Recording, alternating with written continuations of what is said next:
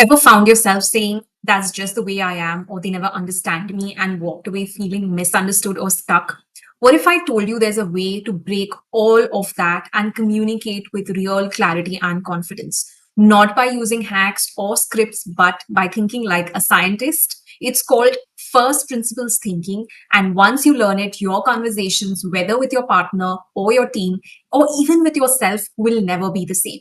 Hi, I'm Nuzhat, a personality enhancement trainer. I work with women to think clearly, speak assertively, express themselves fully inside out. In this video, we are going to explore a mindset used by inventors like Elon Musk and philosophers like Aristotle can help you overcome people pleasing, handle difficult conversations, and build deeper connections. Because communication isn't just about the words, it's about how you think.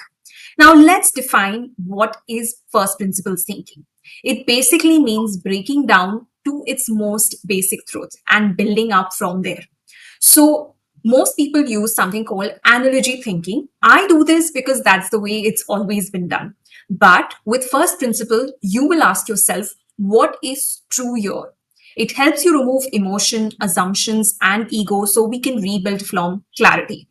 Now, let's take three examples and how we can apply this in real life. So, let's first take the example of somebody who's having an anxiety of public speaking. Now, most of us would say, I am just bad at public speaking. I always get nervous and mess it up. Now, let me tell you that is analogy based thinking. But if you apply first principles, you will ask yourself, what is public speaking? Well, it's basically just sharing ideas with an audience. Now, why am I nervous? Fear of judgment is basically one of the most reasons that people fear public speaking. Now, can I manage that fear? Yes, absolutely. Through breathing, reframing, preparation, and taking up classes. So, you see what happened here? You removed the story from your mind and started problem solving from the root. Now, let's take another example. The second example here is about team miscommunication. You work with some people, and your typical thought is they just don't get me, they are careless. Now, as per the first principles thinking, you will think, what is communications? It's basically exchange of ideas. Now, what is needed to have communication?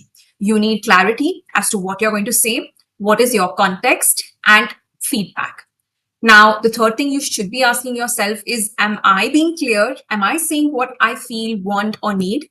And do they have the tools or mindset to receive my message? So, some situations, it could be that you are saying the right thing, but the person in front of you may not be capable of receiving that information.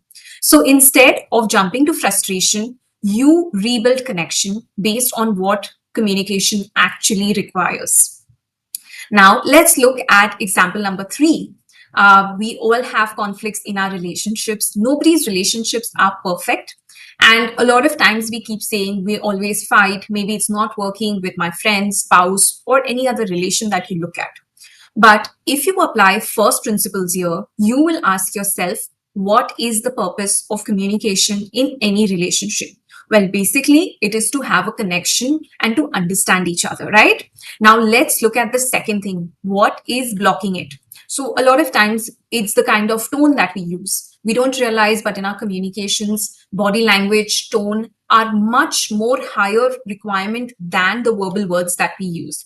So 55% for our body language, 38% for the tone of our voice. Then we make assumptions about what the other person is going to say or may have done. And sometimes we don't even express what we want clearly. So the third thing we should be looking at is, can that be addressed at the root? Now, this small change will help you shift from reaction to reconstruction with empathy and logic and not blame.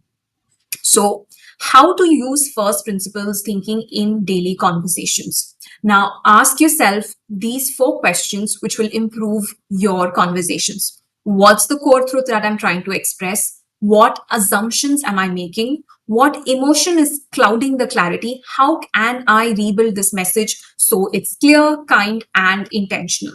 You will be amazed how calm, confident, and clear you sound, not just to others, but to yourself. Now, if you found this helpful, I'm sharing 30 mental models in 30 days, just like this one, designed to shift the way you speak, think, and show up in your relationships, career, and wardrobe. You can download my free Think, Speak, Style workbook below and subscribe so you